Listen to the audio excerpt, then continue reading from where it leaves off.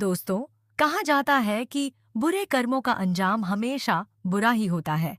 और इसका सबसे बड़ा उदाहरण इन दिनों मन अति सुंदर के आने वाले एपिसोड में देखने को मिलने वाला है। मोंटू और उसके पूरे परिवार ने धोखे, लालच और साजिश के दम पर राध्या और पूरे मित्तल परिवार की जिंदगी तबाह कर दी है।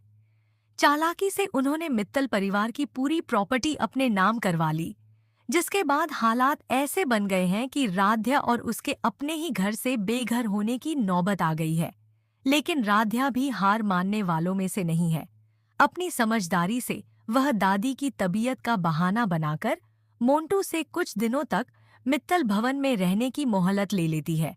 उसकी यह चाल सफल हो जाती है और परिवार को फिलहाल घर छोड़ने से राहत मिल जाती है। हालांकि मोंटू और उसका परिवार इतनी आसानी से पीछे हटने वाले नहीं हैं। रहने की इजाजत देने के बदले वे एक नई शर्त रख देते हैं कि अब मित्तल परिवार का हर सदस्य घर के सारे काम करेगा। राध्या, प्रथम, दादी और बाकी सभी को तरह तरह के कामों में उलझाकर उन्हें मानसिक रूप से तोड़ने की कोशिश की जाती है। लेकिन यहीं से कहानी में सबसे बड़ा ट्विस्ट आने वाला है। मोंटू को बिल्कुल भी अंदाजा नहीं है कि राध्या और प्रथम चुपचाप उसकी हर चाल का जवाब देने की तैयारी कर रहे हैं। दोनों मिलकर एक ऐसा मास्टर प्लान बनाते हैं जिसके जरिए मोंटू के नाम हुई पूरी प्रॉपर्टी को उसके असली मालिकों तक वापस पहुंचाने की कोशिश की जाएगी। अब राध्या और प्रथम एक एक करके मोंटू की हर साजिश का पर्दाफाश करेंगे और उसी के बिछाए हुए जाल में उसे फंसा देंगे।